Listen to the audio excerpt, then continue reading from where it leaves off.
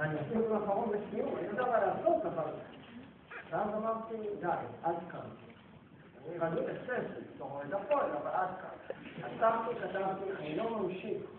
3 נקודות, זה טירוף.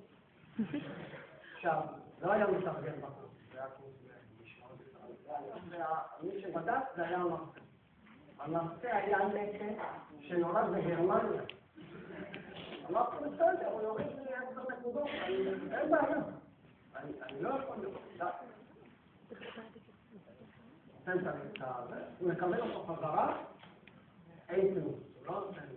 אין פלוס, אנחנו לא רעה, אבל אתה יכול להסתכל. אני רואה הערה היחידה בתרגיל הייתה, איך שכתבתי לטירוף, הוא כותב לי, אתה צודק, זה באמת טירוף.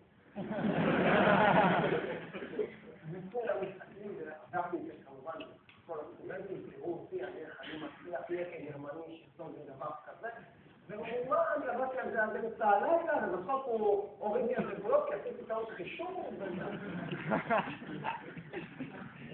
מי שמוכן, מי שמסתכל כמה נקודות, בסוף מרוויח הרבה.